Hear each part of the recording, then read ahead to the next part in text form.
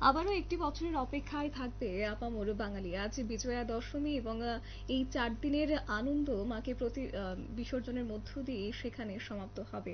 অবশ্য আজকে এই বিজয়া দশমীতে সিঁদুর খেলায় মেতেছে মুর্শিদাবাদের কাশিম বাজার ছোট রাজবাড়ি। ছোট রাজবাড়িতে সিঁদুর খেলা এবং মায়ের পুজো দিতে ভিড় জমিয়েছেন সেখানে দর্শনার্থীরা। প্রায় 300 বছর ধরে একই রীতিনীতি মেনে চলে দশমীর সকালে প্রথমে পুজো পাঠ এবং তারপরে অঞ্জলি এবং সবশেষে সিঁদুর খেলা। এরপরেই শুরু হয় মাকে নিরঞ্জনের উদ্দেশ্যে নিয়ে যাওয়া। আজকের এই বিষয়কে কেন্দ্র করে কি জানিয়েছেন রাজপরিবারের সদস্যরা, শুনুন।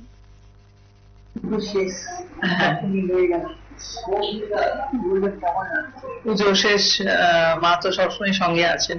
এই কটা দিন মাকে পেলাম আমরা কাছে সবাই, এবং সবাই এসেছেন প্রচুর। এখানে আমাদের অনেকে দেখতে এসেছেন, পুজো দিয়েছেন।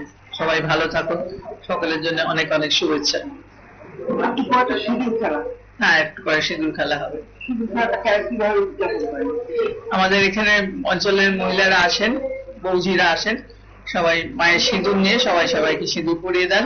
সবাই সবাই একজনের শুভেচ্ছা কামনা করেন, সকলের জীবন সুন্দর হোক, ভালো হোক, সবাই যেন সন্তান সন্ততি নিয়ে ভালো থাকে, এটা সবাই কামনা করেন সকলের জন্য। মানে পুজো শেষে বার্তা দিবেন? মায়ের পুজো শেষে বার্তা দেবো, আমাদের এই দেশ বাংলাদেশ যেন সত্যিকারের সোনার বাংলা হয়ে ওঠে। সকলে যেন খুব খুব ভালো থাকেন, দেশে যেন কোনো অশান্তি না থাকে, আর মায়েদের মুখে যেন হাসি ফুটে ওঠে, তাদের সন্তানদের নিয়ে তারা যেন ভালো থাকেন। মা দুর্গার আশীর্বাদ। কেমন লাগছে?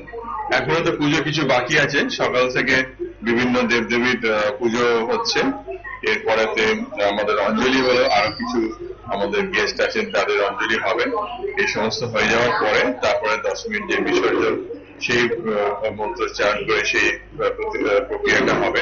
এখনো কিছু সময় বাকি আছে, এখন দুঃখের কথা প্রকাশ করাটা ঠিক নয়। তো আপাতত এখন অব্দি আনন্দের মধ্যেই আছি। নতুন কোনো বার্তা এই পুজোর বার্তা,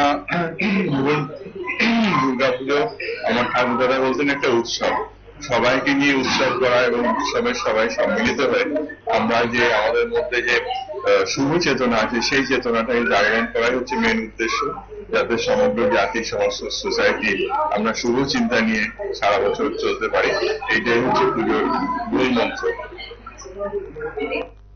আপনারা শুনলেন, প্রায় 300 বছর ধরে এই রাজবাড়িতে পুজো হয়ে আসছে, মাকে বরণ পর্ব চলছে এবং একদা আন্তর্জাতিক বাণিজ্য কেন্দ্র কাশিম বাজারের খ্যাতিতেই বিশ্বে মুর্শিদাবাদ এক প্রকার বিখ্যাত ছিল।